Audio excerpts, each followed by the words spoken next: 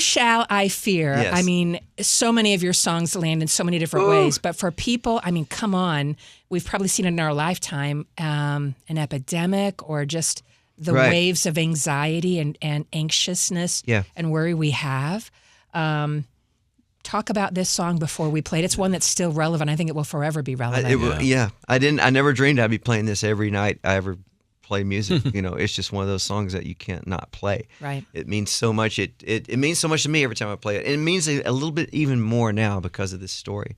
Probably the most amazing story that's ever happened to me with my songs was with this one, because I got to meet this. I was doing this playing this conference for Bible translators, and they had this guy speak, and I was coming in the next day, so I came in early to the conference, and it was a multi-day conference, and I walk into the lobby of this hotel, and a friend's standing there with this pastor, and he's standing with this pastor, and he said, "Chris, I'm so glad you walked. This is perfect timing. This pastor is just about to leave, going back to his country, but he came to speak and share about Bible translation, the need for Bible translation around the world in different languages." I was like, "Oh, so nice to meet you." He goes, "No, no, Chris, you don't even know, because what he just shared, the whole place was on their knees afterwards." He said, his story. He goes, "Tell Chris a little bit of your story." So this pastor begins to speak to me, and he speaks in very broken English. And he said, "I'm a pastor from Syria." And that's kind of all you need to know. I mean, that's like, that gets your attention pretty fast. Yeah. I'm a pastor from Syria. And he said, Jesus started coming to me in dreams. And he said, I grew up in a all Islamic village and Islamic country, Islamic government, Islamic family. And he said, Jesus started coming to me in dreams. And he goes, every night I'd have this dream. He goes, and Jesus was he's in white. And I love that he said this. I never knew who Jesus was, but I knew it was him in my dreams. And I really never heard much about Jesus. He said, but every night, every night before I'd wake up, Jesus in my dreams would say, "Follow me." And he said, this one morning I decided I'm going to wake up and follow you. So I said, "Lord, I follow you. I'm going to follow you. I'm going to give my life to you." And I went and told my family, and he goes, "I lost my family, I lost my job, I lost my friends." I'm giving you the cliff notes of this. He's telling me this whole story. I lost everything and my family was so embarrassed. They were like, "You shamed our family. You can't do this. We don't follow this Jesus. You got to renounce this Jesus." And he said, "I just couldn't." So I started just having a little church building the little church in my house, and going around my village and talking to people about Jesus. And my brothers would not have it. They would not have it. And they were like, "You can't do this. You can't do this."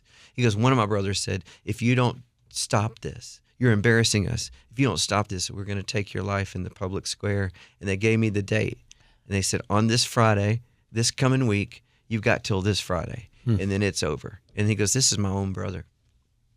He goes, and he's sharing these things with me. And he's talking to me about all these different miracles. He's going into me things that I can't really even get into here. But then he said, I decided that whatever happened on this Friday, I would either be with the Lord or I would just keep building the church. And I'm just like, when you're around people like this, we live in a Western world. I mean, come on, it's not life or death. Right. Yeah. And I'm just thinking, I had that moment. I was thinking, man, I'm on a tour bus. People pay ticket. They pay tickets to come hear me talk about this. Yeah. The same message that this guy's given his life for. And it was just those moments I was so humbled. And he said, on that Thursday, my brother gave me the last warning. And then I said, I told him, so be it. Whatever happens the next day, I'm not renouncing Jesus. And he said, my brother died in his sleep on the Thursday night. And he's just talking to me like, this is just life. He's just talking to me like, and he goes on, just like, I'm like, whoa. He goes, yeah. My brother he died in his sleep. No one knows why. He goes, and he said, so I just knew that was from the Lord, that I was going to just keep. So I've been building this church in Syria. He goes, and I'm just building this church, and I'm just standing there. And my friend looks at him at this moment. My friend we're talking. My friend looks at him. He goes, have you ever? I don't know. It's a terrible question. He goes, have you ever heard of Christian music? And I was like, what? I was like, this is not the question at this moment. I goes, are you not hearing what this guy's talking about? He goes, my friend said, have you ever heard of Christian music? And he goes, no. He goes, I've never heard of it. And my friend gives me the wink, like, ha. I was like, yeah. And we're talking. And then he's telling me more miracles and more miracles. Then he stops and he goes, wait a minute. He goes, I know one song. He goes, I have one song on my phone. He said, and he said, it's my song that I sing every morning. He said, I sing this because I don't know if it's my last day on this earth or not. He said, so I sing this every morning. And he said, and he looked straight at me and he said, here's the words are this. I know who goes before me. No. I know who stands behind. The God of Angel Armies is always by my, and he's talking to me like I don't know the lyrics. Man. He goes, the one who reigns forever, he's a friend. He goes, this is my song. And I mean, I'm just like tears flowing down my face. I'm like just sitting there looking at him and he's looking at me like, why am I crying? Why am I crying? I'm crying. And my friend looks at him and goes, do you know who wrote that song? And he goes, no. He goes, you're talking to him. And he comes and grabs me and he just hugging me and he's just shaking me. He goes, dude, you have no idea. This is my lifeline. This song is my lifeline. This is my song of faith every morning. And he goes, do you want to hear it in Arabic? And I was like, yes, I want to hear it. He pulls out his phone and he's got, literally, he has one song on his phone. And he plays it. And it's Whom Shall I Fear? In Arabic. Somebody's singing it in Arabic. It's some version I've never heard, and it's Arabic. And I'm like, I don't know who that guy is, but they're amazing whoever's singing it. And it's just one of those moments. I was thinking, I was like, God, how do you line this up? I'm just walking into this lobby.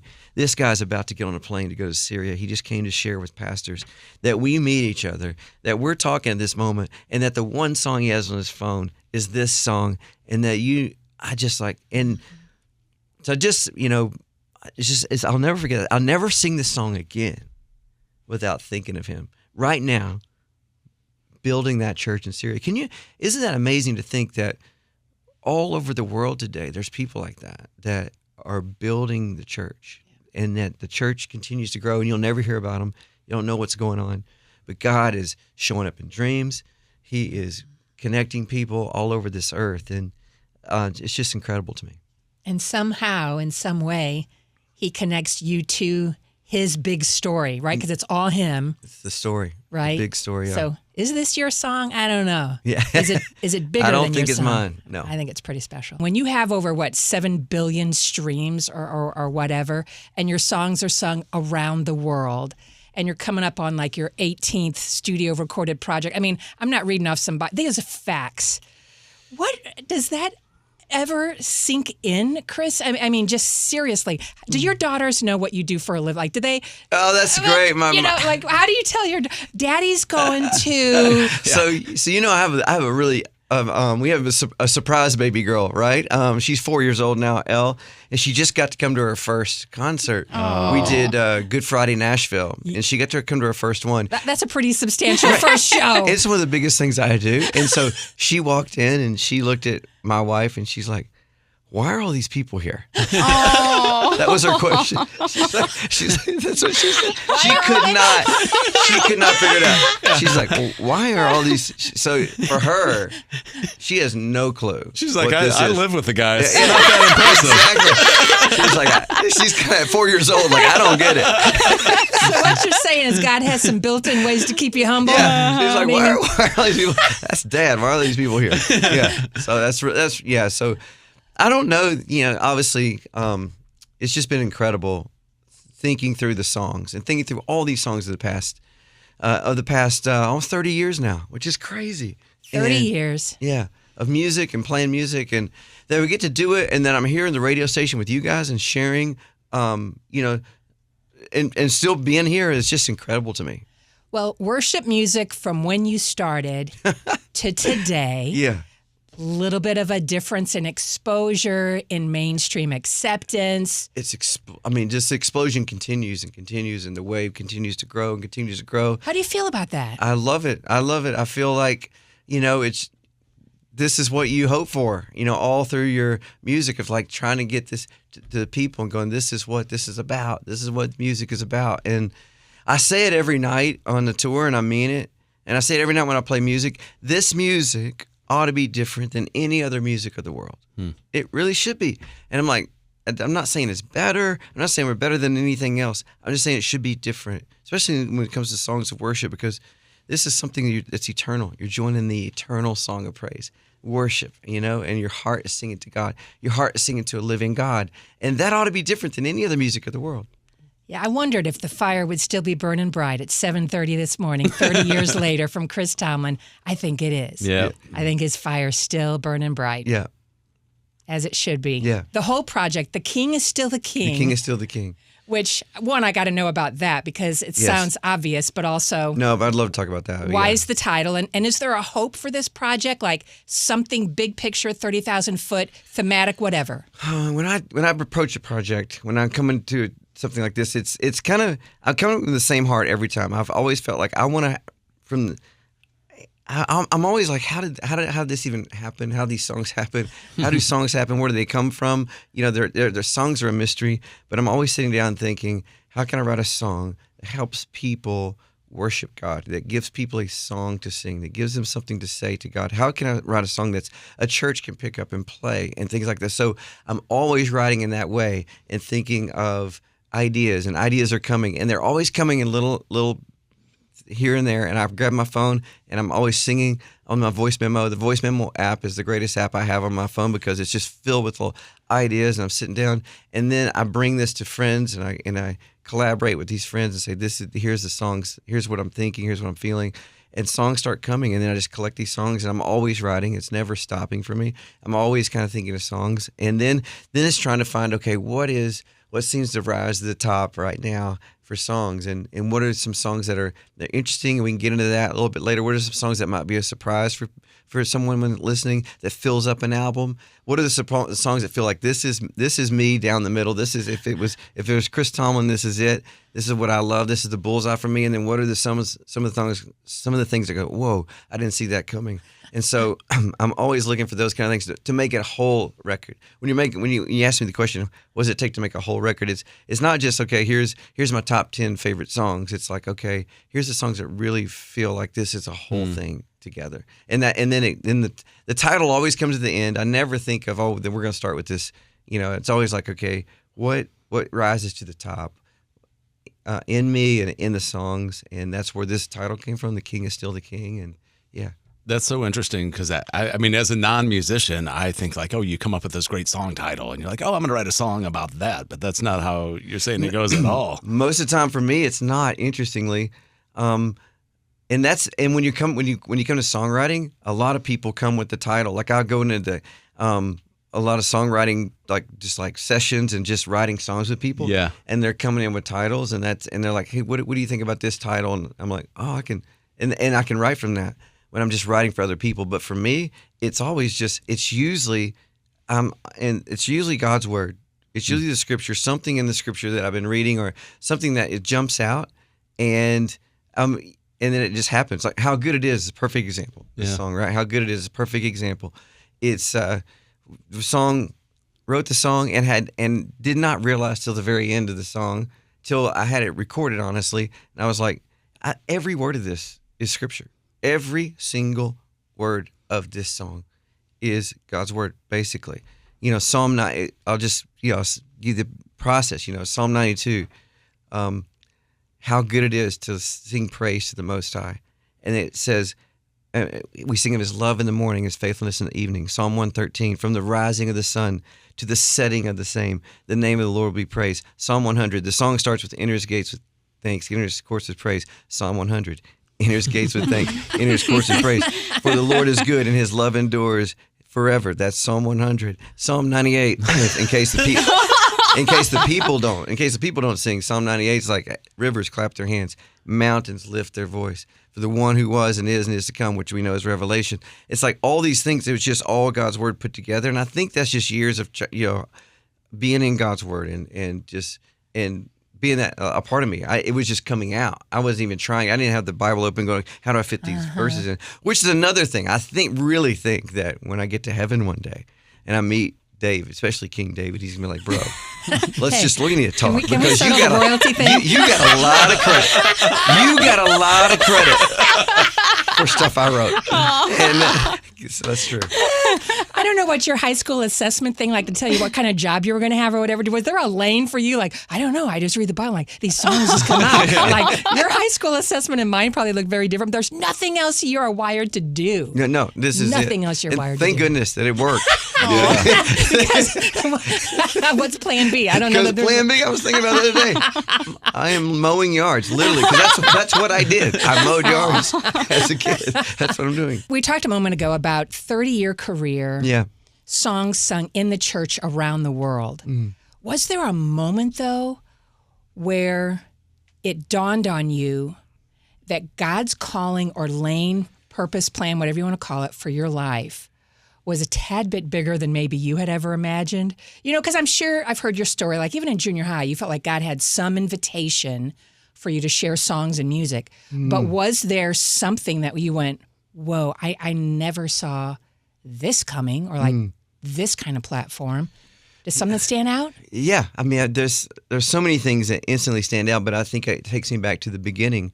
You know, when I'm seeing these songs start happening, and I remember when I wrote this little chorus. I don't know if anybody would remember this, but it was a little chorus called "We Fall Down," and it was Are you kidding me? It's We fall down. Yeah, exactly. Yeah. Oh, yeah. Yeah, and so I had written that song, and I was, just right out of college, and I just remember when I started, someone sent it to me, and I got it from in a couple different languages, and churches were singing it in different countries, and I was thinking, how did this happen? I have no publishers, I have no record company, there was none of that. No one knew who I was, and I was thinking, man, how did this song even get to people? And it was just something I was like, okay, wow, this is so much. This is going further than I ever thought, because I was around Texas. That's where I grew up in Texas, and I was just playing any little youth group that would ask me to come play, and then these songs started bubbling up, and then a song like that, you start getting these different translations in different languages. You're like, oh, especially at that point in your career, where it's not like you posted something online and now suddenly the whole world can see it. There's no online post. There's nothing, and I was like, okay, God's doing this. I'm not, because I'm definitely not, and I don't have anybody really in my corner right now. Like pushing things for me, so it's like this is just happening, and so it was one of those moments like, okay, all right, we're gonna keep taking steps and writing songs, and there's something here, and more invitation came, more and more opportunity came, and then we could go into the whole thing, but then my life intersected with passion, and the rest is history. You know, we this whole movement started among colleges around the country and then around the world, and this explosion of this music started taking off, and I was like, and it was just like literally, I was just like, you're holding onto a horse with no saddle. You're just like, you're just like, what is going on? And to see where all the music has gone today with all the different artists and all the things, being there in the early days was just really, really special. I want to think about this question. Were you chasing anything, or did it feel like something was chasing you? 100%. Something was chasing you? 100%. Yeah, I always say that. People are like, how'd you get into this? I was like, I didn't have a choice. I mean, this was chasing me down, and there was so many opportunities that were coming, and I wasn't trying to do. And I was thinking, okay, this really chose me in a lot of different ways. I loved music. I loved it, but I never thought. I mean, in college, I went to try out for a choir, and the choir director, the college choir, is singing, and like the college choir director's like, he brought me aside and he said, "Hey man, I just let you know, you'll do anything in this world but music. You don't have. This is not for you." And labels also were not encouraging when you first went to record labels. Yeah. Well, we didn't either. Yeah. Oh yeah, because this kind of music was so different. It wasn't like, this was not marketable music, is what they would say, And so, but we just kept, I was just doing what God, I felt like called me to do. And I thought, I'll just be at a church somewhere playing music. And I've done that for years as well. But it's been incredible. Man, there's a lesson in there for all of us, I think, chasing versus what we're chasing. Yeah. who we're chasing. Yeah. Right? And doors opening and all that kind of stuff there. I got to ask, do you ever give that choir teacher like free tickets? Like, hey, if you want to come to the show. I'm coming through town again. I've got a couple seats for you if you want. It was brutal. Oh man. Oh man. So I just learned something. You said your one of your daughters is in a movie? Yes. My 13-year-old she's going to be in a movie this Christmas called The One. It's been the craziest thing that's happened to us. We weren't looking for it. Can I tell you the story real quick? Please. Yeah. So she's really good at theater. She likes that. She's found her thing. I've been pushing all kinds of things: soccer, tennis. Let's do this. Let's get out. Let's run. She's like not interested. And then, but man, you put her up and give her a character, and she just loves it. For her whole life, she has run back and forth down our hall over and over. As a little girl, she'd run back and forth. And I'm like, what? Every day. I'm like, what are you doing? She goes, Dad, I just have stories all in my head. I'm just thinking of stories. I'm always thinking of stories. I'm like, wow. What? This is crazy. And so anyway, we start for her birthday last year, but I thought I'm going to take her around to some of my friends and like show her like she was interested in movies and all the things. So we went to Broadway on New York for her 13th birthday, right? And got to see a Broadway play, and she was just like, "Oh my goodness, this is amazing." And then and when I was in Nashville, I went to Andy Erwin. Andy made I Can Only Imagine and part of Jesus Revolution, those movies. Yeah. And made so many great movies. And I was like, Andy, can I bring my daughter by and you just tell her what it looks like? Yeah. Tell her what you do just to expose her. So, so I did. And he's like, well, what you need to know is about it. You need to meet a casting director. And I was like, and so he said, let me introduce you to my casting director. And they're the ones who put people in movies. They find the talent. And so you should introduce them. So we got a Zoom call with this casting director in LA. And her name was Beverly. She's an amazing, amazing lady. And she's just talking to us about what it means, what it looks like to audition for a movie. Sort of just like a courtesy call. Yeah. And she goes, actually, we have a movie. I'm auditioning for a movie right now, this old Christmas movie. She goes, you can practice. I'll let you practice. I'll send you the sides. I'll never forget this word. I didn't know what that was. That's the lines of a movie. She goes, I'll send that you're supposed to learn. She goes, I'll send you the sides, and you just and just send us an audition, and I'll coach you on it. It's like, okay. So she sends us these sides, and so Ashlyn learns her little part. That's her name, Ashlyn. She learns her part, and we do an audition, and we get a call back from Beverly, and she's like, she goes, your daughter is really good. She goes, he goes, she's really good. He goes, your audition is completely wrong. Like you did everything wrong, but your daughter's really good. If I tell you what to do, like how to do a real professional audition, she said, you got to think about this. And for those of you all these who are listening out there who are auditioning for movies, let me give you a little tip. She goes, because I didn't know this. She goes, you got people, they're looking at auditions over and over and over and over for movies. She goes, you got to have something that catches their eye. It's got to look great. It's got to do all the things. Got to have the right camera work. You got to have all the things. I'm like, she goes, so she tells us all these things how to do it. So we get it. We do it again. We don't hear anything. And then like 6 weeks later, she calls and she goes, hey, I think they want your daughter in this movie. Could you guys be in Oklahoma in a month? Oh man! And this was this past January, and it's her part will be 21 days of shooting.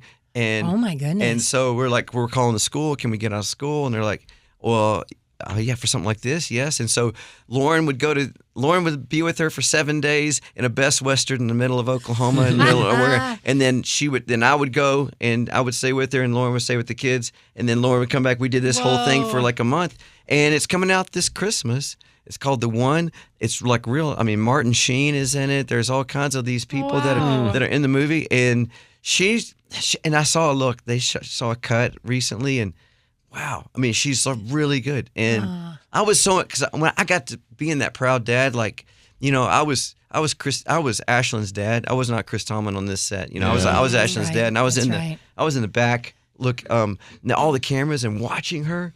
Yeah. And I was scared to death for her. It's just like it's a room this size. There's cameras everywhere, lights, bright lights, and they're like action, and it's like with real actors, real Hollywood actors, and my little girl's in there, and she's in there, and she's just like, and the director would cut, walk in there and tell her what she was. That's not what I'm looking for. Tell her what she was doing wrong. We're going to do this again. To my daughter, okay, I need you to do this. I need you to do it completely different. Action. She would do it completely different. And the director came to me and she goes, "And your girl's got it. She can just change like that." Wow. And so I was thinking, wow, this was the biggest surprise. Something that we were just like, hey, can we just talk to you about this? What this looks like? And now she's doing this, and she's getting more opportunity. Now more opportunities are coming, and so we're just thinking, where's this going? But we'll see. I don't know how to break this to you, but you're never getting her to go for a run or play soccer again. She's found her thing. She's found her thing, yeah. Soccer's done. Oh, man. For someone who doesn't know, you've been married 15 years? 15 years, yes. To Lauren, and you have 3 daughters. 3 daughters, and we took them back this year to where we got married. We got married in Hawaii, and so never been back. Been 15 years. And got a chance to go out there, and we took the girls to where we got married. And you think about all that is, you stand in that moment thinking, all that's come in 15 years. It's one of those moments like, wow, I wouldn't have dreamed of this. It would be this good, with my girls. And I'm a girl dad, so I'm just surrounded by girls, but it's crazy. But one of the things we did out there, you guys will love this. I'm just going to tell them myself, because we were out in Hawaii. It's like we got one shot. I don't know if we'll get back. It's been 15 years, so let's do this. And so my girls are like, we want to snorkel. So we snorkeling, and they love that. And they're in the water. They love the water. And so all this stuff. And we had the guides that were taking the snorkeling were even girls. And so it's like, I am the only guy in this ocean. And so it's all girls snorkeling, the girl guides. And then these guides are their bosses. I mean, these girls are amazing. They're so good in the water with my daughters. And they said, "Have you guys ever scuba dived?" And like, no, because you have to get certified to do that and all the things. They're like, "Well, you can do a discovery dive with us, which means you don't have to be certified at all. We can just take you down and see if you like it, and then you can decide if you want to go get certified. You can just do a little test." And my girls are like, "Sign me up." And I'm just like, okay, that means I got to get in the water with them and do this. So they so they said, "We'll do it tomorrow." So I was like, okay. So my girls are fired up. We get in the boat. We get up out there again, and we get the scuba, all the wetsuits on. I've never done this. They got the tanks. They put the tanks on, and the tanks are bigger than my daughters, and so my daughters can't stand up. These tanks, it's a real thing. They can't even stand up because the tanks are so heavy. So they literally pick my daughters up and just throw them over the boat, and I'm just like, what's going on? And but the tanks float. So my daughters are out there just floating. And I was like, oh my gosh. And so I kind of just fall over into the, it does not look like Shark Week, Discovery Week. It doesn't look anything like that. And so I'm just kind of falling over the boat, getting out in the water, right? And they're like, okay, you have to do a couple things. Before we go down, you have to be able to do a couple things, or you're not going down. Yeah. Because once you start going down, you can't come back up, because we're going far. Right down. And you can't just come back up. So you got to know a couple things. So they're going over with my daughters, and they're like, because you got to do this, you got to do that. And they're doing all things, practice. Okay, you got to be able to pull the regulator out. If it falls out, you got to be able to put it back in at 40 feet down, and all the kind of things. And I'm like, my daughter's 10. Like, what? Yeah. And so they're like, don't worry, kids get it. I mean, they just instantly got it. Came to me. You know where this is going. They're like, okay, you got to be able to pull the regulator out and all the things. And I'm like, so the little instructor takes me under like 2 feet, and be able to do this. And she's looking at me, Nick, I can't do it. I'm like, literally, I'm panicking at 2 feet under the water. I'm panicking. No. I'm just like, I was like, I can't do this. And they're like, you got to be able to regulate your ears. And they're showing me how to do that. I'm like, I don't think I can do it. I'm just, my daughters are sitting there looking at me like, come on, Dad, let's go. We're ready to go. And I'm just like, I'm like, guys, I'm getting back in the boat. I got back in the boat. My daughter, all of a sudden, my daughters they're gone. The instructors are gone. And they've got a GoPro. They got a GoPro down there. They're 40 feet down on the ocean. They're walking on the bottom of the ocean. There's an eel coming out of coral, around them. They're like, they're 13 and 10 years old with these, and I was like, this is amazing. I am in the boat. I am the lame dad right now. I can't do it. It was just one of those moments. Like, it was just incredible. I love that you are a worship leader who has, written so many songs about your relationship with God. And you're probably never closer than sitting in that boat like, God, please don't let anything happen. Oh, I was like, it was insane. Well, and just my insecurities, I'd be going, I'm such a loser. Here's the man who has 7 billion streams, and it would be me, and I'd be going, it was humbling. I'm a loser.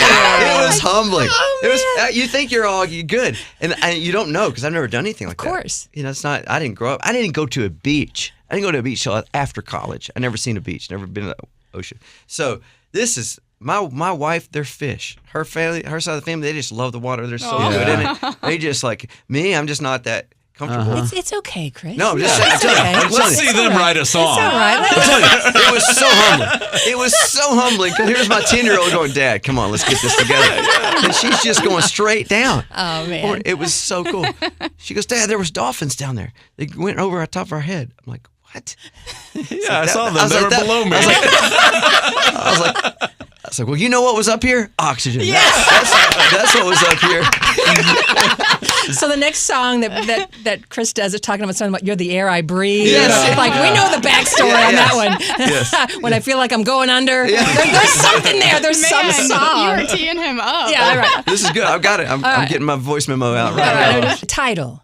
The King is Still the King. Like, on the surface, that is easy to understand. Yes. But why is that the title of this project? The King is Still the King. Well, there's a song that we'll maybe play later called Still the King. And it comes from that. And I'm not going to give away the big line at the end of that chorus, because this is one of those songs that I have played now a few times. And every time I have played this song, when I sing the first chorus, when it hits, the whole place erupts, and no one has ever heard it. It'd be the first, no one will have ever heard it at that point.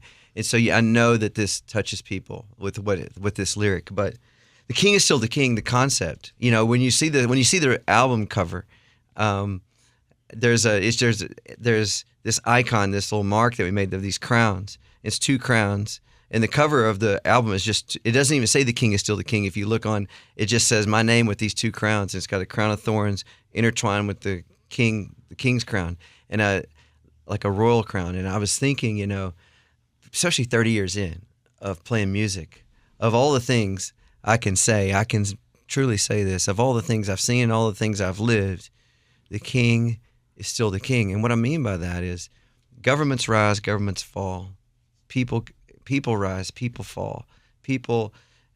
Everything in this life will fade away. There's nothing that doesn't disappoint or doesn't go the way you think or ends. There's a beginning and end to everything, but there is one. But the reminder of this album, the reminder of what worship is that there is one King. There's one kingdom that reigns forever. This kingdom that we're talking about on this radio station today is not the kingdom of this world. It is. What we see here is one thing, but there's a kingdom. There's a greater kingdom. There's a kingdom of darkness and a kingdom of light, and we know that there's a war going on every day for the soul of people, and that there is one true kingdom above all kingdoms, and there is one King that sits on that throne. And when he was on this earth, he wore a crown. It was a crown of thorns, and that crown was for forgiveness. That crown was a crown of shame, of mockery, but it was for our forgiveness. It was his sacrifice. It was Jesus' sacrifice. But he wears a crown today of the King of Kings. And I think a lot of times we can put our trust in government. We can put our trust in, I like this leader or that leader. And that all is, if we know anything about history, that all comes and goes. But there is one kingdom that reigns forever. And that's why this title was so important to me. I wanted to say that, when I go out on tour, when I play in these nights, I want to remind people, wow, we're part of a greater kingdom. Lift your eyes up to this greater kingdom, and to remind people of that, because I need to be reminded of that. Sometimes I can just turn on the news and you're depressed in 3 minutes, and it's just but to be reminded of I'm a part of a greater kingdom, and one day this kingdom, Jesus will make all things right. That's our hope. That is the hope we have. I mean, if we don't have that hope, then what is all this for? but we do have a hope that is beyond just this moment, beyond whatever moment you're in. There is a hope that we have, and there is a king and a kingdom that reigns forever. And that's what I'm saying with this record. Man. And that's been a theme that's been consistent over all of your songs, right? Over all of Holy forever. Yeah. How great is our God? How great is our God? I mean, I can go on and on and on. There is an eternal song. There's an eternal song of praise. When I try to write songs, when I write a song like Holy Forever, when a song like that comes, I'm trying to touch heaven with that in a way of helping people touch heaven and join that song, join the everlasting song, the eternal song that never ends. And you think, well, what is that song? The amazing thing is we know the lyrics of that song. Revelation says, day and night, they never stop singing. I mean, that's an amazing phrase. If the scripture's true, and we believe it's true, day and night, they never stop. This is talking about the angels, the living creatures, all these things that John was trying to describe in Revelation. This revelation he saw of heaven. Day and night, they never stop singing, holy, holy, holy is the Lord God Almighty, who was and is to come. That is a kingdom that never ends. The kingdom that was, the kingdom that is, and the kingdom that is to come. And there's one that reigns in that kingdom. And that's what I've always been trying to point people to in my songs. If I can point people to that in some little way, I don't grasp all that. I don't pretend to grasp that. Neither do you. Neither does anybody listening can grasp all that. But if we can get just a little touch of it in our hearts, it just lights up and reminds us of the truth. And that's what worship is. That's what these songs are about for me. Anything else just kind of stirring, bubbling up in your heart? I don't know. I'm not going to suppose there is, but just want to make sure if there's anything that you wanted to say. No, I think we've gotten to say something. I feel so encouraged today, so grateful today for all that you guys have, just being up with you this morning and being on the show and just thinking about the years of music together, literally together, because been on this station many, many times and through different ways. And it's just grateful, I woke, even coming this morning, woke up, I was like, wow, this is